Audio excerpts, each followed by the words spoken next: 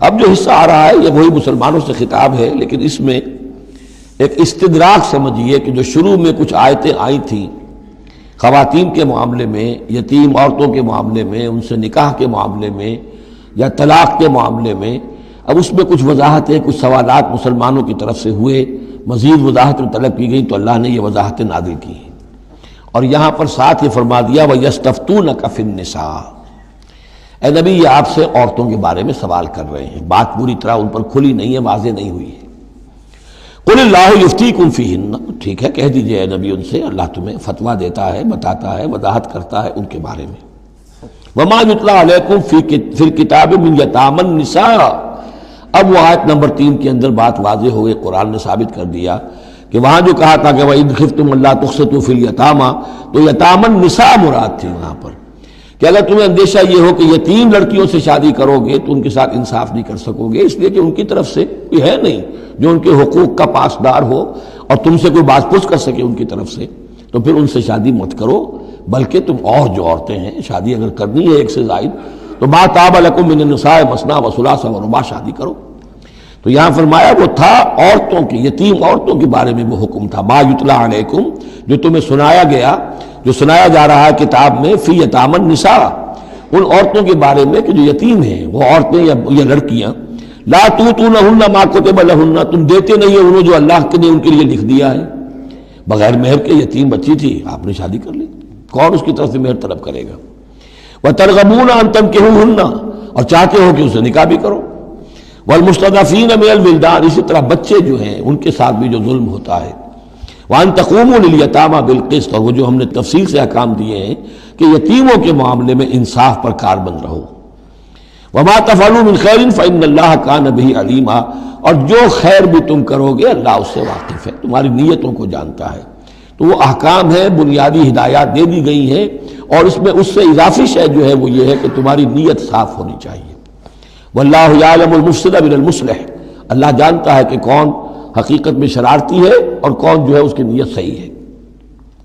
وَإِنِ امْرَأَةٌ خَافَتْ مِنْ بَعْلِهَا نُشُوزًا، اب دیکھیے ایک نشوز عورت کے لیے آیا تھا کہ اگر واللاتی تخافون نشوزہن، وہ عورتیں، وہ بیویاں کہ جو سرکشی کر رہی ہیں، حکم نہیں مان رہی ہیں، تابعداری نہیں کر رہی ہیں، زدم زدہ پر اڑی ہوئی ہیں، ان کے بارے میں تو آ چکا تھا شروع میں۔ اب یہاں عورتوں پر بھی تو ہو سکتا ہے کہ مرد ظلم کر رہا ہے، مرد جو ہے وہ ان کا حقوق ادا نہیں کر رہا ہے،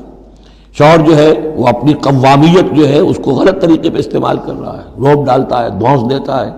یا اور بری طریقے سے ستاتا ہے، تنگ کرتا ہے، تنگ کر کے وہ مہر معاف کرواتا ہے، یا کچھ اور، اگر ذرا اس کے والدین اچھے کھاتے پیتے ہیں تو لاؤ اپنے والدین کے گھر سے۔ یہ ساری گندگیاں جو ہمارے معاشرے میں ہوتی ہیں اور عورتیں بیچاری اس میں پستی ہیں، وہ جو چکی کے دو پارٹوں کے مابین۔ وَإِنِ امْرَأَةٌ خَافَتْ مِنْ بَعْلِهَا نُشُوزًا، اور اگر کسی عورت کو اپنے شوہر سے اندیشہ ہو جائے کہ وہ زیادتی کرے گا، وہ زیادتی کر رہا ہے اور وہ اس کے حقوق ادا نہیں کر رہا، او اعراضاً، یا اب وہ اس کی طرف میلان ہی نہیں رکھتا، اب وہ گویا کہ بیوی ہے ہی نہیں، اس کی طرف کوئی میلان نہیں، کوئی نئی شادی رچائی ہے اور سارا جو ہے توجہ جو ہے وہ اب نئی نویلی دلہن کی طرف ہے، او اعراضاً، جی بڑھ گیا، توجہ ہٹ گئی، فلا جناح علیہما، تو ان دونوں پر کوئی الزام نہیں ہوگا،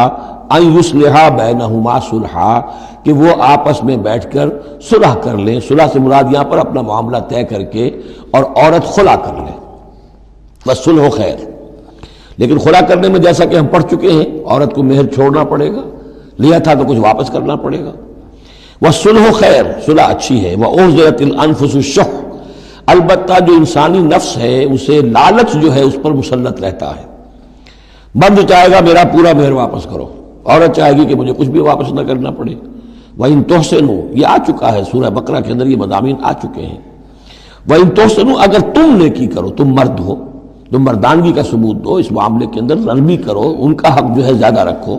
وَتَتَّقُوا فَإِنَّ اللَّهَ كَانَ بِمَا تَعْمَلُونَ خَبِيرًا، اور تم تقویٰ کی روش اختیار کرو تو جان لو کہ اللہ تعالیٰ تمہارے تمام اعمال سے باخبر ہے۔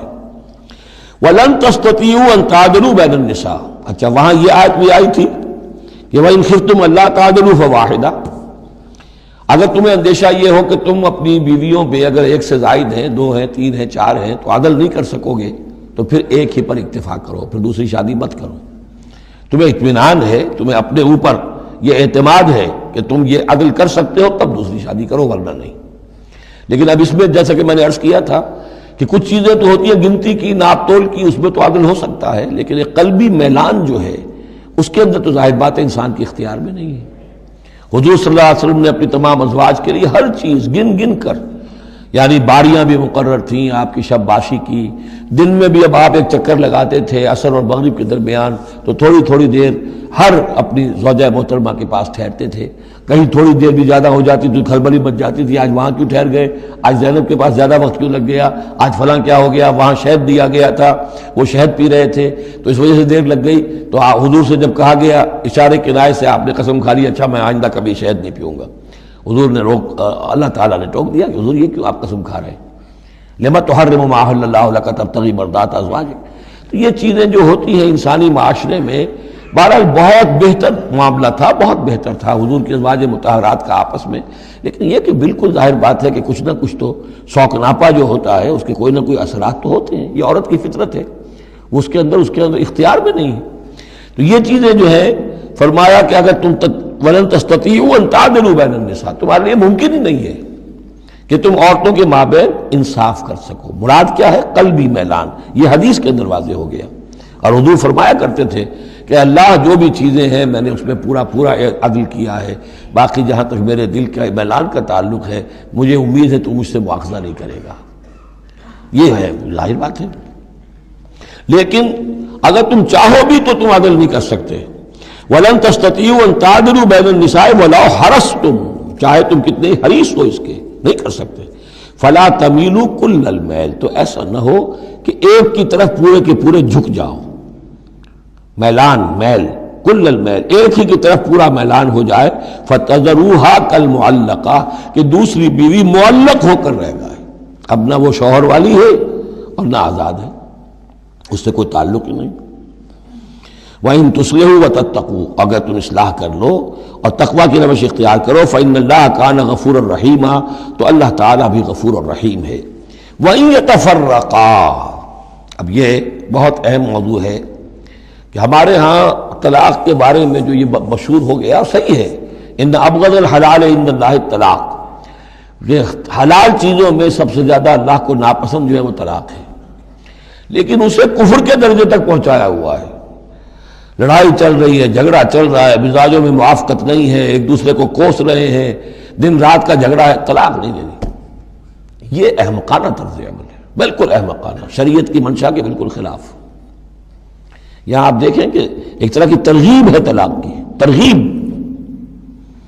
وَإِن يَتَفَرَّقَا، اب اگر وہ متفرق ہو جائیں، علیحدہ ہو جائیں، سیپریشن جو آپ استعمال کرتے ہیں، سیپریٹ ہو جائیں، یغنی اللہ کلا من سعتہ، اللہ دونوں کو اپنی کشادگی کشائش سے غنی کر دے گا۔ ہو سکتا ہے اس عورت کو بھی کوئی بہتر رشتہ مل جائے کہ جو اس سے اس کی سخت مزاجی موافقت رکھنے والا ہو، اور اس شوہر کو بھی اللہ تعالیٰ کوئی بہتر بیوی دے دے کہ جس کے اور اس کے درمیان جو ہے مزاج کے اندر موافقت پیدا ہو جائے۔ تو یہ کہ عدم موافقت ہے، لڑتے رہنا ہے، دنگا فساد ہے، لیکن یہ کہ وہ طلاق نہیں دینی ہے، یہ ہندوانہ اثرات ہیں ہم پر نمبر ایک، اور دوسرے عیسائیانہ اثرات ہیں۔ عیسائیت میں بھی طلاق حرام ہے، اس لیے کہ قانون اصل میں شریعت، انجیل میں شریعت اور قانون تو ہے ہی نہیں، لیکن جو حضور نے فرمایا ان ابغض الحلال عند اللہ الطلاق، ایسی ہی کوئی بات حضرت مسیح نے فرمائی کہ طلاق اگر بلا وجہ کوئی شخص طلاق دے دیتا ہے تو یہ ایسا ہی ہے، فرض کیجئے کہ اب وہ عورت جو ہے اس کی وہ بے سہارا رہ گئی، ہو سکتی ہے کہ اس کا آوارہ ہو جائے، تو گویا کہ اب اس کی گناہ کا وبال اس پر ہوگا کہ جس نے اسے طلاق دی ہے،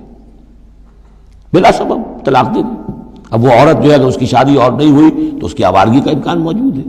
تو اس کو سمجھنا چاہیے کہ یہ اخلاقی تعلیم تھی، یہ قانونی تعلیم نہیں تھی۔ قانونی تعلیم تو وہی ہے کہ جو تورات کے اندر ہے، آپ حضور حضرت مسیح فرما کر گئے ہیں کہ یہ نہ سمجھو کہ میں قانون کو ختم کرنے آیا ہوں، موزائک لا جو ہے حضرت موسیٰ کی شریعت وہ تم پر نافذ رہے گی، لاگو رہے گی، عائد رہے گی۔ تو قانون قانون ہے اور اس کے ساتھ اخلاقی تعلیم ہوتی ہے، اس کو انہوں نے قانون بنا دیا، نتیجہ یہ ہوا جب تک بیوی کے اوپر آپ بد کرداری کا الزام ثابت نہ کر دیں آپ طلاق نہیں دے سکتے، لہذا وہ 100 طریقے کر کے پہلے اسے بد کردار بناتے ہیں اور پھر اس کا ثبوت لیتے ہیں تب جان چھڑاتے ہیں، ورنہ جان چھوڑ نہیں سکتی۔ تو یہ سارا کا سارا معاملہ جو ہے شریعت کے اندر تو جو صحیح راستے رکھ دیے گئے ہیں ان کو اگر چھوڑا جائے گا تو پھر غلط راستے اختیار کرنے پڑیں گے۔ تو ایک ہندوانہ اثرات جو ہمارا پس منظر ہے، اور ایک جدید تہذیب کے جس پر عیسائیت کا غلبہ ہو گیا تھا، ان کے ہاں کے اثرات کی وجہ سے یہ طلاق کا معاملہ ہمارے ہاں تقریباً کفر بنا دیا لوگوں نے۔ وَإِن يَتَفَرَّقَا يُغْنِ اللَّهُ كُلًّا مِّن سَعَتِهِ، اگر وہ علیحدہ ہو جائیں، نہیں مزاجوں کی موافقت ہو رہی، وَكَانَ اللَّهُ وَاسِعًا حَكِيمًا، اللہ بڑی وسعت رکھنے والا ہے، بڑی سمائی رکھنے والا ہے، اس کے خزانے بڑے وسیع ہیں، حکیم ہے، حکمت والا ہے، اس کا ہر حکم جو ہے وہ حکمت پر مبنی ہے۔ وَلِلَّهِ مَا فِي السَّمَاوَاتِ وَمَا فِي الْأَرْضِ، اللہ ہی کا ہے جو کچھ کہ ہے آسمانوں میں اور جو کچھ کہ ہے زمین میں۔ وَلَقَدْ وَصَّيْنَا الَّذِينَ أُوتُوا الْكِتَابَ مِن قَبْلِكُمْ وَإِيَّاكُمْ أَنِ اتَّقُوا اللَّهَ، اور دیکھو مسلمانوں، جو تم سے پہلے تھے انہیں بھی ہم نے وصیت کی تھی، جنہیں کتاب دی تھی، اور اب تمہیں بھی وصیت یہی ہے کہ اللہ کا تقوی اختیار کرو۔ اصل شے ہے تقوی، ورنہ شریعت جو ہے اس کا بھی مذاق بن جائے گا۔ اسی لیے حضور کا جو خطبہ ہے بہت مشہور، عام جمعوں میں آپ سنتے بھی ہوں گے، اوصیکم ونفسی بتقوی اللہ، مسلمانوں میں تمہیں بھی وصیت کرتا ہوں اور اپنے نفس کو بھی وصیت کرتا ہوں کہ اللہ کا تقوی اختیار کریں۔ قوا انفسکم واہلیکم نارا، بچاؤ اپنے آپ کو اور اپنے اہل و عیال کو آگ سے۔ تو یہ تقوی جو ہے، وَلَقَدْ وَصَّيْنَا الَّذِينَ أُوتُوا الْكِتَابَ مِن قَبْلِكُمْ، تم سے پہلے جن کو کتاب دی گئی تھی انہیں بھی ہم نے وصیت کی تھی، وَإِيَّاكُمْ، اور سن لو تم بھی کان کھول کر، تمہیں بھی یہ وصیت ہے، أَنِ اتَّقُوا اللَّهَ، کہ اللہ کا تقوی اختیار کرو۔ وَإِن تَكْفُرُوا، اگر تم نہ مانو گے، فَإِنَّ لِلَّهِ مَا فِي السَّمَاوَاتِ وَمَا فِي الْأَرْضِ، تو جو کچھ بھی ہے آسمانوں میں اور جو کچھ بھی ہے زمین میں وہ اللہ ہی کا ہے۔ وَكَانَ اللَّهُ غَنِيًّا حَمِيدًا، اور اللہ تعالیٰ تو غنی ہے، اپنی ذات میں خود ستودہ صفات ہے۔ وَلِلَّهِ مَا فِي السَّمَاوَاتِ وَمَا فِي الْأَرْضِ، اور آسمانوں اور زمین میں جو کچھ ہے وہ اللہ کا ہے۔ وَكَفَى بِاللَّهِ وَكِيلًا، اور اللہ کافی ہے کارساز ہونے کے اعتبار سے۔ عورت بھی یہ سمجھے میرا کارساز اللہ ہے، یہ شوہر جو میرا ہے یہ ظلم کر رہا ہے، میرے ساتھ انصاف نہیں کر رہا ہے، تو میں اسے تعلق منقطع کروں، اللہ بہتر میرے لیے کوئی راستہ پیدا کر دے گا، اللہ کارساز ہے۔ اسی طریقے سے مرد بھی یہ سمجھے، کوئی عورت ہے دین کے معاملے میں نہیں اس کے ساتھ تعاون کر رہی ہے، وہ دین کا کام کرنا چاہتا ہے، تو آخر یہ نہیں ہے کہ سمجھا جائے کہ ہر صورت عورت سے تو نباہ کرنا ہے چاہے اللہ کس سے بغاوت ہو جائے، یہ تو کوئی بات نہ ہوئی، ہر چیز کو رکھنا ہے اپنے مقام پر۔ ان یشاء یذہبکم ایھا الناس، اے لوگوں کیا سمجھتے ہو تم، اللہ چاہے تو تم سب کو لے جائے، ختم کر دے، ویات بآخرین، اور لوگوں کو پیدا کر دے، تمہاری کوئی حیثیت نہیں اللہ کے مقابلے میں، نفس واحد کی طرح ہو، جب چاہے اللہ تعالیٰ تم سب کو نسیہ منسیہ کر دے۔ وَكَانَ اللَّهُ عَلَى ذَلِكَ قَدِيرًا، اور یقیناً اللہ تعالیٰ اس چیز پر قادر ہے۔ مَنْ كَانَ يُرِيدُ ثَوَابَ الدُّنْيَا فَعِندَ اللَّهِ ثَوَابُ الدُّنْيَا وَالْآخِرَةِ، جو کوئی بھی دنیا کا ثواب چاہتا ہے، ساری بھاگ دوڑ محنت دن رات کی کوشش دنیا کمانے میں، اور پیسہ اور دولت اور جائیداد اور ترقی، عہدوں میں ترقی، اور اپنی اور زندگی کے اور ان چیزوں کے اندر لگے ہوئے ہیں سارے دن ساری رات،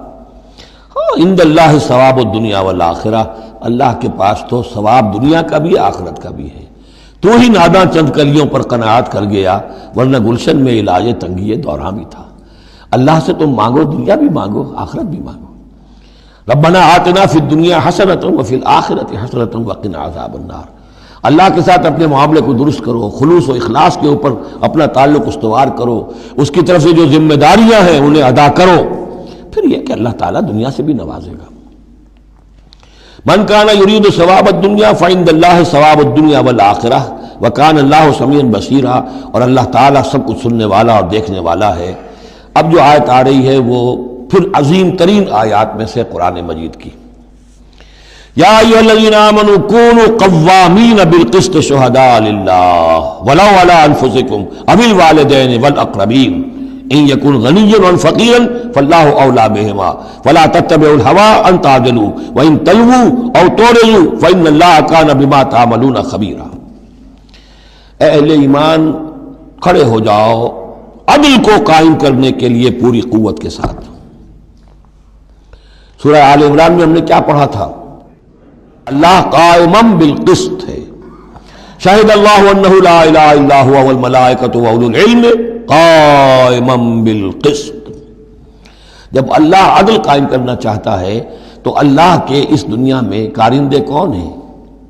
اہل ایمان سپاہی ہیں، اللہ کے سپاہی، لہذا عدل قائم کرے گا اللہ دنیا میں اہل ایمان کے ذریعے۔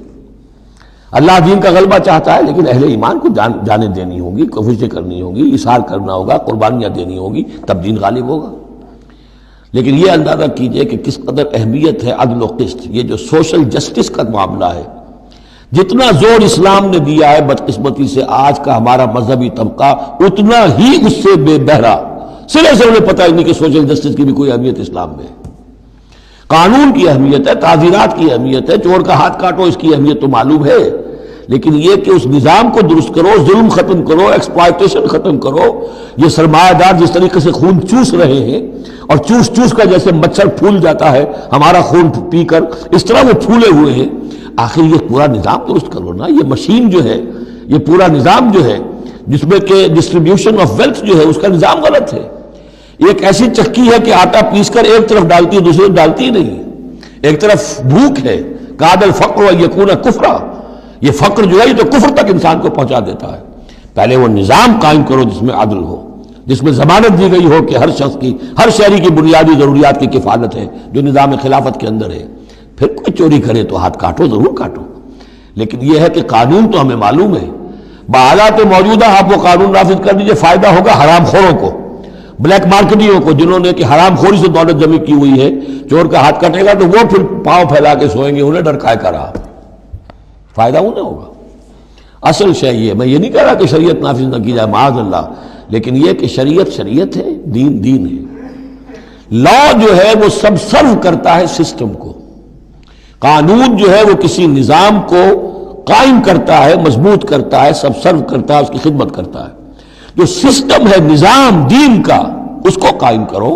اور پھر اس کو قائم رکھنے کے لیے، اسے کنسولیڈیٹ کرنے کے لیے، اسے چلانے کے لیے، اسے مستقل کرنے کے لیے قانون نافذ کرو۔ یہ ہے جو کہ اصول ہے۔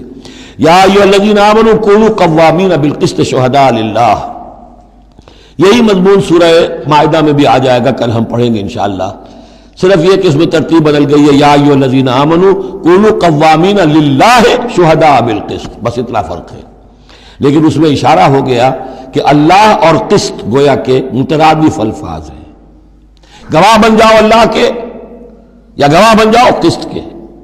کھڑے ہو جاؤ اللہ کے لیے یا کھڑے ہو جاؤ انصاف کے لیے۔ معلوم ہوا اللہ اور قسط یہ مترادف ہیں۔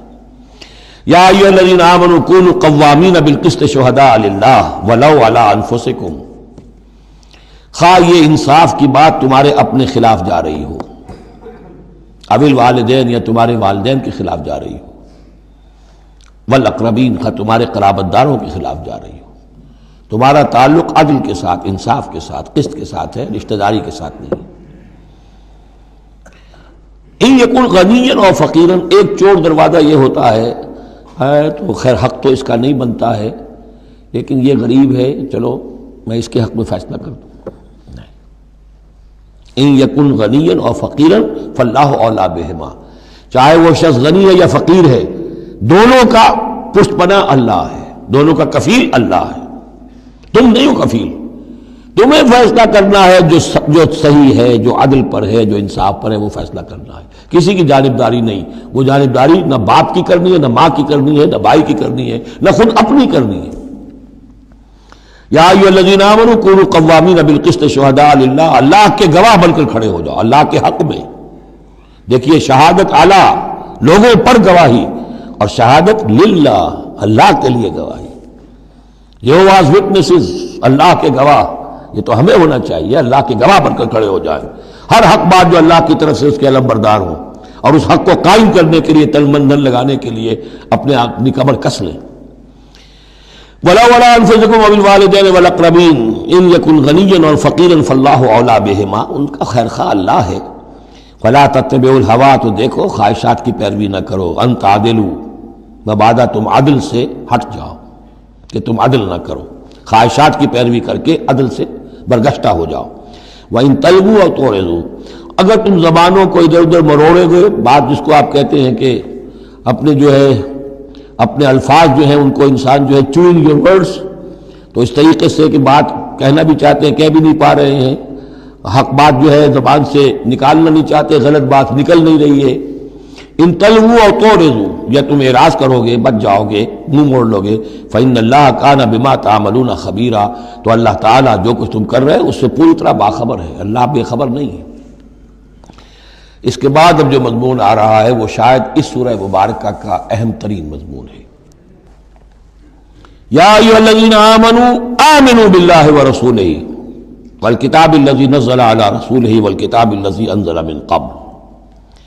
اے ایمان والو، ایمان لاؤ اللہ پر اور اس کے رسول پر، اور اس کتاب پر جو اس نے نازل فرمائی اپنے رسول پر، اور اس کتاب پر جو اس نے پہلے نازل فرمائی۔ ایمان والو، ایمان لاؤ، چھ معنی دارت۔ ایک ایمان ہے اقرار باللسان، وہ تو تمہیں حاصل ہے،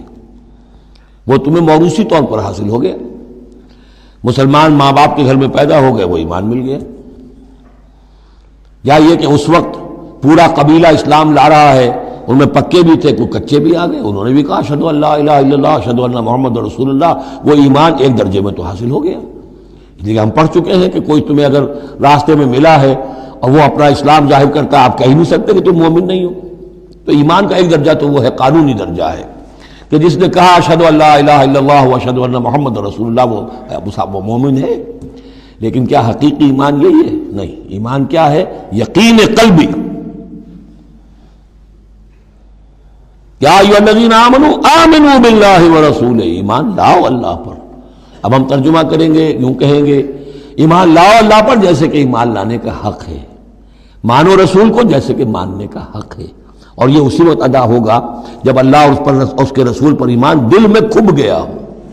جیسے صحابہ کے بارے میں فرمایا گیا سورہ حجرات میں، وَلَٰكِنَّ اللَّهَ حَبَّبَ إِلَيْكُمُ الْإِيمَانَ وَزَيَّنَهُ فِي قُلُوبِكُمْ، اللہ نے ایمان کو تمہارے نزدیک محبوب بنا دیا، اسے تمہارے دلوں میں کھبا دیا ہے۔ اور کچھ لوگوں کے بارے میں فرمایا قالت الاعراب آمنا قل لم تؤمنوا ولكن قولوا اسلمنا ولما يدخل الايمان في قلوبكم، یہ بدو دعویٰ کر رہے ہیں ہم ایمان لے آئے۔ اے نبی ان سے کہہ دیجئے تم ہرگز ایمان نہیں لائے ہو، ہاں یوں کہہ سکتے ہو کہ ہم مسلمان ہو گئے، اسلام لے آئے ہیں، ہم نے سر تسلیم خم کر دیا، ہم نے اطاعت قبول کر لی، لیکن ابھی تک ایمان تمہارے دلوں میں داخل نہیں ہوا ہے۔ اصل ایمان وہ ہے جو دل میں داخل ہو جائے، اقرار باللسان و تصدیق بالقلب۔ لیکن یہاں بھی اصل میں جو ہے روئے سخن کن کی طرف ہو رہا ہے؟ منافقین کی طرف ہو رہا ہے۔ وہ ایمان تو لائے تھے لیکن وہ ایمان نہیں تھا۔ یا ایھا الذین آمنوا آمنوا باللہ ورسولہ والکتاب الذی نزل علی رسولہ، قرآن کے لیے لفظ نزل، والکتاب الذی انزل من قبل، اور تورات کے لیے انزل، اور اس کتاب پر بھی جو پہلے نازل کی گئی تھی۔ وَمَن يَكْفُرْ بِاللَّهِ وَمَلَائِكَتِهِ، جو کوئی کفر کرے گا اللہ کا اور اس کے فرشتوں کا، وَكُتُبِهِ اور اس کی کتابوں کا، وَرُسُلِهِ اور اس کے رسولوں کا، وَالْيَوْمِ الْآخِرِ اور قیامت کے دن کا، فَقَدْ ضَلَّ ضَلَالًا بَعِيدًا، تو وہ تو گمراہ ہو گیا اور گمراہی میں بہت دور نکل گیا۔ یہ آیتیں سب کی سب بہت ہی اہم ہیں اور بڑی گہری ہیں۔ ان الذین آمنوا ثم کفروا ثم آمنوا ثم کفروا ثم ازدادوا کفرا لم یکن اللہ لیغفر لهم ولا لیہدیہم سبیلا بشر المنافقین بان لهم عذابا علیما۔ دیکھیے یہ منافقت کا معاملہ کیا تھا کہ ایسا نہیں تھا کہ ایک ہی دن میں آدمی منافق ہو گیا۔ ایک تو تھے وہ جو شعوری منافق تھے، جو فیصلہ کر کے، جو ہم سورہ آل عمران میں پڑھ آئے ہیں، صبح ایمان کا اعلان کریں گے، شام کو ہم پھر کافر ہو جائیں گے، مرتد ہو جائیں گے، تو معلوم ہوا ایمان انہیں نصیب ہوا ہی نہیں، اور انہیں بھی معلوم تھا کہ ہم مومن نہیں ہیں، ہم ایمان لائے نہیں ہیں، تو دھوکہ دے رہے ہیں۔ یہ شعوری منافق ہوا۔ غیر شعوری منافق کون سے ہوتے تھے؟ کہ جو آئے تو تھے، کوئی دل میں دھوکہ دینے کی نیت نہیں تھی، انہیں اندازہ نہیں تھا کہ یہ، وہ سمجھتے تھے پھولوں کی سیج ہے، نکلا وہ کانٹوں بھرا بستر۔ اب انہیں قدم قدم پہ رکاوٹ ہے، وہ ارادہ، وہ پختگی نہیں ہے، ایمان کی وہ گہرائی نہیں ہے کہ ہر کے بعد آباد جو ہو سو ہو۔ ان کا کیا ہوتا ہے، کچھ دو قدم چلے، کچھ پیچھے ہٹ گئے، کچھ چھٹک گئے، کچھ چلے، کچھ ہمت کی، کچھ رک گئے۔ نتیجہ یہ ہوتا ہے کہ اب لوگ ان کے ڈانٹ ڈپٹ کرتے تم کیا کرتے ہو، تو اب انہوں نے کیا کیا، جھوٹے بہانے بنانے شروع کیے، اور پھر آخری درجہ جھوٹی قسمیں کھانی شروع۔ خدا کی قسم یہ مجبوری تھی، اس لیے میں رک گیا تھا، تم سمجھتے ہو کہ میں جہاد میں نہیں جانا چاہتا تھا، تم ایسا گمان تو نہ کرو، مجھے یہ مجبوری ہو گئی تھی، میری بیوی مر رہی تھی، میں کیسے جا سکتا تھا، وغیرہ وغیرہ، جھوٹی قسمیں۔ تو یہ جو ہے معاملہ ایمان اور کفر کا، یہ یوں چلتا رہتا ہے۔ اگرچہ اوپر جو ہے وہ پردہ تو ایمان کا ہے، کافر تو وہ ہوا ہی نہیں، اسلام لے آیا تھا، مومن ہے، اور وہ ارتداد کا اس نے اعلان نہیں کیا، لیکن ابھی ایمان کی طرف آیا پھر کفر کی طرف گیا، پھر ایمان کی طرف آیا پھر کفر کی طرف گیا۔ یہ مذبذبین بین ذالک، آسیلیشن جو ہے یہ ہوتی رہتی ہے۔ اور اس کی بہترین مثال کیا ہے، کبھی اگر کسی کو آپ نے دریا میں کسی تالاب میں ڈوبتے دیکھا ہو، نیچے گیا پھر آیا ذرا اوپر، پھر گیا پھر آیا، پھر گیا تو گیا، بالکل وہ نقشہ ہے جو یہاں ہے۔ ان الذین آمنوا ثم کفروا، یہاں کفر سے مراد نفاق ہے، کفر قانونی نہیں، کفر حقیقی، کفر معنوی، کفر باطنی، اندر ہی اندر ہو رہا ہے سب کچھ جو ہو رہا ہے۔ انہوں نے انکار اور اعلان کیا ہی نہیں ہے، اسلام سے انکار نہیں کیا، کفر کا اعلان نہیں کیا، یہ اندر ہو رہا ہے اس کی شخصیت کے باطن میں۔ ان الذین آمنوا ثم کفروا ثم آمنوا ثم کفروا، ایمان لائے پھر کفر کیا، پھر ایمان لائے پھر کفر کیا، ثم ازدادوا کفرا، پھر کفر میں بڑھتے چلے گئے۔ لم یکن اللہ لیغفر لہم، اللہ تعالیٰ ایسے لوگوں کو مغفرت کرنے والا نہیں ہے، ایسے لوگوں کی مغفرت کرنے والا نہیں ہے۔ ولا لیہدیہم سبیلا، اور نہ ایسے لوگوں کو وہ راستہ دکھائے گا۔ اگلی آیت میں کھول دیا کہ یہ کن کا تذکرہ ہے، بشر المنافقین بان لہم عذابا علیما، اے نبی ان منافقوں کو بشارت دے دیجئے کہ ان کے لیے دردناک عذاب۔ یہاں تو آنا ہے تو یکسو ہو کے آؤ، ریزرویشن رکھ کر مت آؤ۔ وَلَنَبْلُوَنَّكُمْ بِشَيْءٍ مِّنَ الْخَوْفِ وَالْجُوعِ وَنَقْصٍ مِّنَ الْأَمْوَالِ وَالْأَنفُسِ وَالثَّمَرَاتِ، کان کھول کر آؤ۔ لَتُبْلَوُنَّ فِي أَمْوَالِكُمْ وَأَنفُسِكُمْ وَلَتُسْمَعُنَّ مِنَ الَّذِينَ أُوتُوا الْكِتَابَ مِن قَبْلِكُمْ وَالَّذِينَ أَشْرَكُوا أَذًى كَثِيرًا، تمہیں سننی پڑیں گی، ساری تلخ باتیں سننی پڑیں گی، کڑوے گھونٹ کرنے پڑیں گے، قدم قدم پر آزمائشیں آئیں گی۔ در رہے منزل لیلا کے خطر ہاش بسے، شرط اول قدم ہی نہ اس کے مجنون باشی۔ بشر المنافقین، تنزیہ انداز ہے، ان منافقوں کو بشارت دے دیجئے اے محمد صلی اللہ علیہ وسلم کہ ان کے لیے بہت دردناک عذاب ہے۔ الذین یتخذون الکافرین اولیاء من دون المؤمنین، ان کی ایک شان یہ بھی تھی کہ وہ جو کفار تھے ان کو دوست بناتے تھے، وہ چاہتے تھے نا don't keep all your eggs in one basket, بالکل یکسو مسلمانوں کے ساتھ ہو جاؤ، کیا پتہ ہے کل پلڑا جو ہے بدل جائے، تو کفار کے ساتھ بھی keep some good office with them also, کچھ نہ کچھ ان کے ساتھ رہے معاملہ، کہہ سکے وقت کے اوپر، تو دوستیاں رکھتے تھے۔ الذین یتخذون الکافرین اولیاء من دون المؤمنین، اہل ایمان کو چھوڑ کر ان کو دوست بناتے ہیں اور ان کو اپنا پشت پناہ بناتے ہیں۔ ایبتغون عندہم العزہ، کیا وہ ان کے اس قرب میں اور ان کی محفلوں میں جا جا کر عزت چاہتے ہیں، عزت کی تلاشی ہے۔ امریکہ جانا بہت بڑا اعزاز ہے، اتنے بڑا اعزاز مل گیا تو یہ عزت ہی ہے نا جو انسان ڈھونڈنے کے لیے، اور اس کے لیے کروڑوں روپیہ خرچ ہوتا ہے، اس کے لیے جو بھی لابینگ ہوتی ہے، اس کے لیے وہ چند منٹ کی ملاقات کے لیے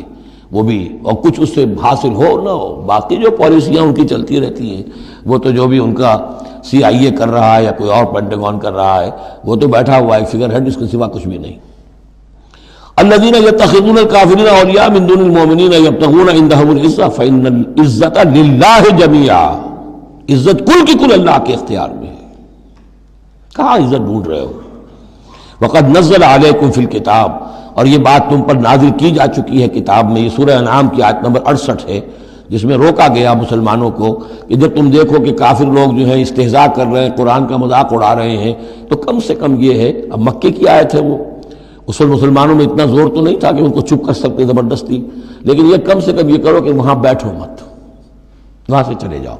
احتجاجاً جو ہے وہاں سے رخصت ہو جاؤ، پھر وہاں بیٹھو نہیں۔ اگر بیٹھے رہو گے تو ہو سکتا ہے تمہاری غیرت کے اندر کچھ کمی آتی چلی جائے، تمہاری جو حس جو ہے وہ پھر کند پڑ جائے۔ تو اسی کا حوالہ دیا جا رہا ہے، وقد نزل علیکم، اللہ اتار چکا ہے تم پر فی الکتاب، اسی کتاب میں قرآن میں، ان اذا سمعتم آیات اللہ یکفر بہا، جب تم سنو کہ اللہ کی آیات کا کفر کیا جا رہا ہے، وہ یستہزأ بہا، اور ان کا مذاق اڑایا جا رہا ہے، فلا تقعدوا معہم، تو ان کے ساتھ مت بیٹھو، حتی یخوضوا فی حدیث غیرہ، یہاں تک کہ پھر وہ کسی اور بات میں لگ جائیں، پھر دوبارہ آ جاؤ، کوئی حرج نہیں، کوئی اور بات ہے، اس لیے کہ بہرحال ان کو کوئی نے تبلیغ کرنی ہے، ان سے گفتگو کرنی ہے، تعلق منقطع نہیں کرنا، لیکن جب وہ یہ حرکت کر رہے ہو تب ان کے قریب مت بیٹھو۔ انکم اذا مثلہم، اگر تم بھی بیٹھے رہو گے اس وقت اسی حالت میں ان کے ساتھ، تو پھر تم بھی ان جیسے ہو جاؤ گے۔ ان اللہ جامع المنافقین والکافرین فی جہنم جمیعا، یقیناً اللہ تعالیٰ جمع کر کے رہے گا منافقوں کو بھی اور کافروں کو بھی جہنم میں، سب کو۔ الذین یتربصون بکم، وہ جو تمہارے لیے ایک انتظار کی حالت میں ہیں، دیکھنا چاہتے ہیں دیکھیے اونٹ کس کروٹ بیٹھتا ہے، تیل دیکھو تیل کی دھار دیکھو، آخری فتح مسلمانوں کو ہوتی ہے یا کفار کو ہوتی ہے، دونوں کے ساتھ کچھ نہ کچھ تعلقات رکھو تاکہ وقت جو بھی ہو، جو بھی صورتحال سچویشن جو بھی ہو جائے، ہم اس کے اندر اپنے بچاؤ کی کوئی شکل کر لیں۔ تو الذین یتربصون بکم، وہ تمہاری بات طاق میں ہے، منتظر ہیں، سوچ رہے ہیں۔ فإن کان لکم فتح من اللہ، تو اگر تمہیں فتح مل جاتی ہے اللہ تعالیٰ کے فضل و کرم سے، قالوا الم نکن معکم، وہ آ جائیں گے ہم بھی تو آپ کے ساتھ تھے، مسلمان تھے، ہمارا بھی حصہ نکالیے مال غنیمت میں سے۔ وإن کان للکافرین نصیب، اور اگر کوئی حصہ پہنچ جائے کافروں کو، کوئی فتح انہیں وقتی طور پر حاصل ہو جائے، ان کا پلڑا بھاری ہو جائے، قالوا، تو وہ کہے کہ اپنے ان کافروں ساتھیوں سے، الم نستحوذ علیکم، کیا ہم نے آپ کا گھیراؤ نہیں کر لیا تھا، ہم نے آپ کو بچایا ہوا تھا کہ یہ مسلمان جو ہیں، ہم تو اوٹ بنے ہوئے تھے اصل میں، آپ سمجھتے ہیں مسلمانوں کے ساتھ ہو کر ہم جنگ کرنے آئے تھے، نہیں، ہم اس لیے آئے تھے کہ مسلمانوں کے حملوں سے آپ کو بچائیں۔ الم نستحوذ علیکم ونمنعکم من المؤمنین، ہم نے تو بچایا ہے آپ کو مسلمانوں سے۔ فاللہ یحکم بینکم یوم القیامہ، تو اللہ ہی فیصلہ کرے گا تمہارے مابین قیامت کے دن۔ وَلَن يَجْعَلَ اللَّهُ لِلْكَافِرِينَ عَلَى الْمُؤْمِنِينَ سَبِيلًا، اور اللہ تعالیٰ کافروں کو اہل ایمان کے مقابلے میں راہیاب نہیں کرے گا۔ ان المنافقون یخادعون اللہ وهو خادعهم، یہ منافق اللہ کو دھوکہ دینے کی کوشش کر رہے ہیں اور اللہ انہیں دھوکہ دے رہا ہے۔ وَإِذَا قَامُوا إِلَى الصَّلَاةِ قَامُوا كُسَالَىٰ، جب نماز کے لیے بھی کھڑے ہوتے ہیں تو کسل بندی کے ساتھ کھڑے ہوتے ہیں، طبیعت میں بشاشت نہیں ہوتی۔ یراؤون الناس، لوگوں کو دکھاوے کے لیے، ولا یذکرون اللہ الا قلیلا، اور نہیں ذکر کرتے حقیقت میں اللہ کا مگر بہت کم۔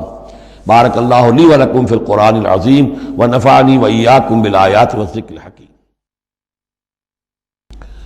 رب اشرح لی صدری ویسر لی امری واحلل عقدۃ من لسانی یفقہوا قولی۔ اللہم ربنا الہمنا رشدنا واعذنا من شرور انفسنا،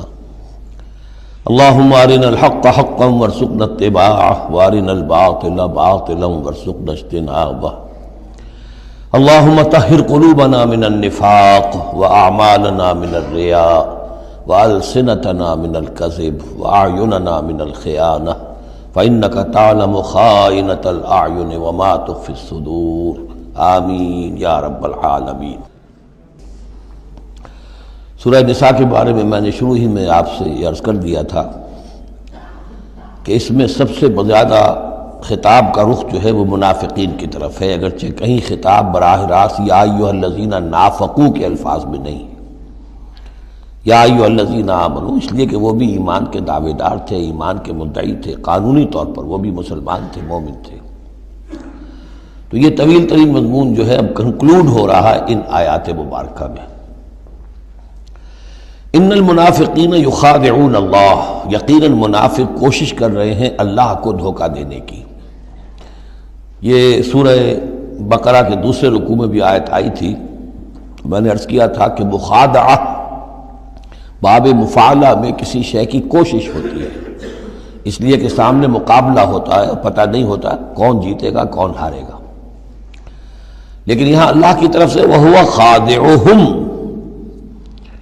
اور یہ خادع جو ہے یہ ثلاثی مجرد سے اس میں فاعل ہے، اور یہ آتا ہے لحاظ زوردار تاکید کے لیے، اللہ ان کو دھوکہ دے کر رہے گا، یعنی یہ کہ اللہ نے ان کو جو ڈھیل دی ہوئی ہے وہ سمجھ رہے کہ ہم کامیاب ہو رہے ہیں، ہمارے اوپر ابھی تک کوئی آنچ نہیں آئی، کوئی پکڑ نہیں ہوئی، کوئی گرفت نہیں ہوئی، ہم دونوں طرف سے بچے ہوئے ہیں۔ اس حوالے سے وہ اپنی اس ڈھیل کی وجہ سے بڑھتے چلے جا رہے ہیں، بڑھتے چلے جا رہے ہیں، بڑھتے چلے جا رہے ہیں، اور یہی در حقیقت اللہ کی طرف سے گویا کہ ان کو دھوکہ ہے جو دیا جا رہا ہے کہ وہ سمجھ رہے ہیں کہ ہم کامیاب ہیں۔ وَإِذَا قَامُوا إِلَى الصَّلَاةِ قَامُوا كُسَالَىٰ، اور جب وہ کھڑے ہوتے ہیں نماز کے لیے، یہ نماز کی طرف تو کھڑے ہوتے ہیں بڑے کسل مندی کے ساتھ۔ یہاں ذرا نوٹ کر لیجئے کہ قامہ جو ہے، قامہ یقوم، یہ آتا ہے کھڑے ہونے کے لیے، قائم اس سے اس میں فاعل ہے، لیکن جیسے انگریزی زبان میں آپ کو معلوم ہے کہ ورب کے بعد پریپوزیشنز کی تبدیلی سے بڑے بڑے مفہوم بدل جاتے ہیں۔ انگریزی میں ٹو گیو ایک خاص مصدر ہے، ٹو گیو اپ، اب زمین و آسمان کا فرق ہو گیا، ٹو گیو ان بالکل ہی الٹی بات ہو گئی۔ عربی میں اتنا فرق نہیں ہوتا، لیکن پھر بھی ظاہر بات ہے کہ جو پریپوزیشنز چینج ہوتی ہیں تو فرق پڑتا ہے۔ اسی لیے میں نے کہا تھا قام اعلی الرجال قوامون علی النساء، اس میں حاکم ہونا، سربراہ ہونا، کسی کے حکم کا نافذ ہونا۔ قام الی کسی شے کے لیے کھڑے ہونا، کسی شے کی طرف کھڑے ہونا، کوئی کام کرنے کا ارادہ کرنا۔ وَإِذَا قَامُوا إِلَى الصَّلَاةِ قَامُوا كُسَالَىٰ، جب کھڑے ہوتے ہیں نماز کی طرف تو صاف نظر آ جاتا ہے کہ طبیعت میں بشاشت نہیں ہے، طبیعت میں آمادگی نہیں ہے، مجبوراً چونکہ اپنے آپ کو مسلمان ظاہر کرنا ہے لہذا کھڑے ہو رہے ہیں۔ قام بے ہم نے پڑھا تھا، قوامین بالقسط، قائما بالقسط اللہ کی شان ہے، کسی شے کو قائم کرنا۔ تو اس طریقے سے یہ جو الفاظ ہوتے ہیں ان کے ساتھ پریپوزیشنز کی چینج سے، یہ ہمارے ہاں عربی میں اس کو جو حروف جار کہتے ہیں ان کے اضافے سے بہت اضافی معنی پیدا ہو جاتے ہیں۔ یراؤن الناس ولا یذکرون اللہ الا قلیلا، وہ لوگوں کو صرف دکھانے کے لیے کھڑے ہوتے ہیں، اور حقیقت میں جو ذکر الہی جو نماز کا اصل مقصد ہے، اقیم الصلاۃ علی ذکری، وہ انہیں نہیں حاصل ہوتا مگر بہت تھوڑا سا، کسی وقت کوئی واقعتاً اس بے دھیانی میں بھی ہو سکتا ہے کوئی آیت جو ہے وہ بجلی کے کڑکے کی طرح کڑک کر اور ان کے شعور کے اوپر کچھ نہ کچھ اثرات پیدا کر دے، الا قلیلا، بہت ہی شاذ۔ مذبذبین بین ذالک، یہ اس کے مابین مذبذب ہو کر رہ گئے ہیں، کفر کی طرف یا ایمان کی طرف، یکسو نہیں ہو رہے۔ اس لیے بار بار حضرت ابراہیم کے ساتھ اور حضرت ابراہیم کے تذکرے کے ساتھ حنیف کا لفظ آتا ہے، یکسو ہو جاؤ۔ دنیا میں کفر پر بھی انسان یکسو ہو تو کم سے کم دنیا بن جائے گی اس کی، لیکن یہ کہ اصل میں اگر دنیا اور آخرت دونوں بنانے ہیں تو پھر ایمان کے ساتھ یکسو ہونا ضروری ہے۔ لیکن جو بیچ میں رہیں گے ادھر کے نہ ادھر کے، تو ان کے لیے تو خسرت دنیا والآخرہ، ان کے لیے دنیا اور آخرت دونوں کا گھاٹا اور نقصان ہے۔ لا الہ الا ولا الہ الا، نہ تو یہ ان کی جانب ہے نہ ان کی جانب ہے، نہ ان کے ساتھ یکسو ہیں نہ ان کے ساتھ یکسو ہیں، نہ اہل ایمان کے ساتھ مخلص ہیں نہ اہل کفر کے ساتھ مخلص ہیں۔ وَمَن يُضْلِلِ اللَّهُ فَلَن تَجِدَ سَبِيلًا، اور جسے اللہ ہی نے گمراہ کر دیا ہو، یعنی جس کی گمراہی پر اللہ کی طرف سے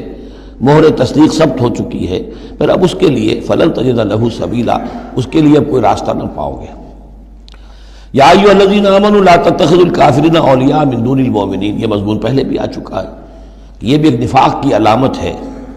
کہ اہل ایمان کو چھوڑ کر کافروں کے ساتھ دوستیوں کی پینگیں بڑھائی جائیں۔ اہل ایمان مت بناؤ کافروں کو اپنے حمایتی اور مددگار اور دوست اور بھیدی مسلمانوں کو چھوڑ کر۔ اتریدون ان تجعلوا للہ علیکم سلطانا مبینا، کیا تم چاہتے ہو کہ تم اپنے خلاف اللہ کے ہاتھ میں ایک دلیل دے دو، حجت دے دو؟ یعنی اللہ تعالیٰ جب محاسبہ کرے گا آخرت میں تو اس دلیل کا کیا جواب دو گے کہ تمہاری دوستیاں کافروں کے ساتھ تھی؟ تو یہ تو حجت قاطع بن جائے گی تمہارے خلاف، علیکم سلطان مبینہ، یہ حجت قاطعہ ہوگی تمہارے خلاف۔ اب یہ آ رہی آیت ایک اعتبار سے یہ منافقین کے حق میں قرآن حکیم کی سخت ترین آیت ہے، اگرچہ جو سخت ترین آیت بعض اعتبارات سے بلکہ ایک خاص لطیف پہلو سے سخت تر جو آیت ہے وہ سورہ توبہ میں آئے گی۔ یہ دو صورتیں ہیں اصل میں طویل صورتوں میں سے، سورہ توبہ اور سورہ نساء، جس میں کہ نفاق کا مضمون سب سے زیادہ تفصیل کے ساتھ آیا۔ ان المنافقین فی الدرک الاسفل من النار، یقیناً منافق آگ کے سب سے نچلے طبقے میں ہوں گے۔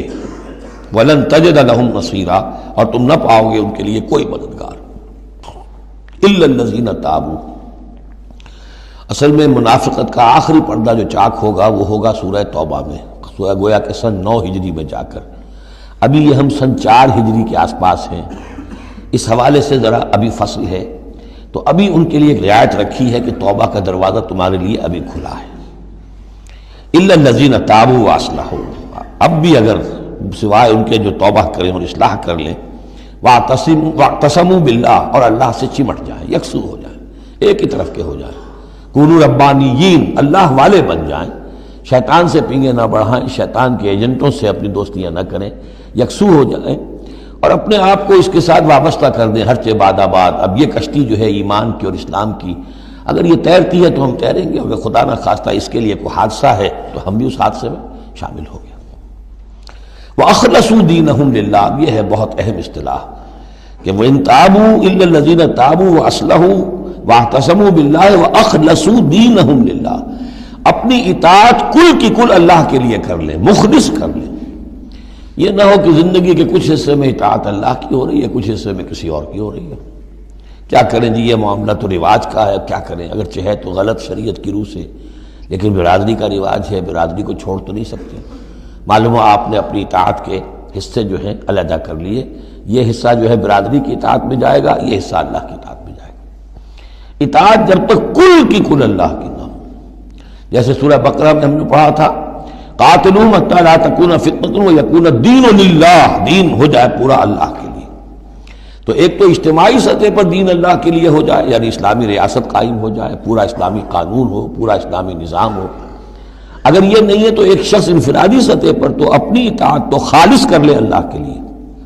تو یہ تو انفرادی گویا کہ توحید عملی ہے۔ فَأُولَٰئِکَ مَعَ الْمُؤْمِنِينَ، تو یہ لوگ پھر اہل ایمان میں شامل ہو جائیں گے۔ یعنی ابھی پوائنٹ آف نو ریٹرن نہیں ہے ابھی سب کے لیے، بہت سے لوگ تو پہنچ چکے، لیکن پھر بھی ابھی توبہ کا دروازہ کھلا ہے۔ وَسَوْفَ يُؤْتِ اللَّهُ الْمُؤْمِنِينَ أَجْرًا عَظِيمًا، اور جہاں تک مومنین کا تعلق ہے تو اللہ تعالیٰ اہل ایمان کو تو ان قریب بہت بڑا اجر عطا فرمائے گا۔ اب یہ اپیل کے انداز میں بھی آخری بات ہے، مَا يَفْعَلُ اللَّهُ بِعَذَابِكُمْ، سوچو اے منافقو، اللہ تمہیں عذاب دے کر کیا لے گا؟ اللہ کو سیڈسٹ ہستی نہیں ہے معاذ اللہ کہ اسے لوگوں کو دکھ پہنچا کر خوشی ہوتی ہو۔ ایسے پرورٹڈ انسان ہوتے ہیں، ان کی شخصیتیں مست ہو چکی ہوتی ہیں، جو دوسروں کو تکلیف میں دیکھتے ہیں تو خوش ہوتے ہیں، دوسروں کو تکلیف پہنچا کر، کوفت پہنچا کر انہیں کچھ راحت حاصل ہوتی ہے۔ تو اللہ معاذ اللہ ایسا نہیں ہے۔ ما یفعل اللہ بعذابکم، اللہ کیا لے گا تم سے، تمہیں عذاب دے کر، ان شکرتم وآمنتم، اگر تم شکر کی روش اختیار کرو، ایمان کی روش اختیار کرو۔ وکان اللہ شاکرا علیما، اللہ تو بہت ہی قدردانی فرمانے والا ہے، قدر افزائی فرماتا ہے۔ جو بندہ اس کے لیے کوئی کام کرے، محنت کرے، اللہ تعالیٰ اس کی قدر فرماتا ہے، اور جو بھی وہ کچھ کرتا ہے وہ اس کے علم میں ہوتا ہے۔ کوئی شے ایسی نہیں ہے کہ جو ان اکاؤنٹڈ رہ جائے گی کہ میں نے یہ بھی کیا تھا اللہ کے لیے لیکن اس کا اجر مجھے نہیں ملا۔ اب جو یہ آخری حصہ ہے سورہ مبارکہ کا، اس میں بعض مضامین بہت ہی اہم ہیں بنیادی فلسفہ دین کے اعتبار سے۔ سب سے پہلی بات تو پھر آ رہی ہے وہی جو تمدنی اور معاشرتی معاملات ہوتے ہیں۔ معاشرے کے اندر کسی بری بات کا بلند آواز سے کہنا، کسی بری بات کا چرچا کرنا بالفعل کوئی اچھی بات نہیں ہے، لیکن اس میں ایک استثناء ہے۔ کسی مظلوم کا معاملہ یہ ہے کہ اس کے دل سے اگر جلے کٹے الفاظ میں نکل جائیں کسی کے لیے تو وہ اللہ کنڈون کرے گا، معاف کر دے گا۔ لا يحب اللہ الجہر بالسوء من القول، اللہ کو بالکل پسند نہیں ہے کہ کسی بات کو بلند آوازی سے کہا جائے، بری بات کو، الا من ظلم، سوائے اس کے جس پر ظلم ہوا ہے، جس کا دل دکھا ہے۔ ابھی حال ہی میں نے جمعے میں وہ شعر سنائے تھے کہ فارسی زبان کا ایک شعر ہے، بترسز آہ مظلومہ کہ ہنگامے دعا کردن، اجابت از در حق بہر استقبال می آید۔ مظلوموں کی آہوں سے ڈرو کہ جب ان کی زبان سے کوئی بد دعا نکل جاتی ہے تو اس دعا کی قبولیت جو ہے وہ خود استقبال کرنے کے لیے آتی ہے عرش سے، اللہ تعالیٰ کی طرف سے۔ تو اس کا ترجمہ بھی اردو میں شعر ہی میں موجود ہے، ڈرو مظلوم کی آہوں سے جب اٹھتی ہیں سینوں سے، قبولیت ہے کرتی خیر مقدم چرخ سے آ کر۔ تو مظلوم کا مسئلہ یہ ہے کہ اس کو اس کی بھی اجازت ہے۔ وَكَانَ اللَّهُ سَمِيعًا عَلِيمًا، اللہ سب کچھ سننے والا ہے اور سب کچھ جانتا ہے، اسے معلوم ہے جس کے دل سے یہ آواز نکلی ہے وہ کتنا دکھا ہوا ہے، اس کے احساسات کتنے مجروح ہوئے۔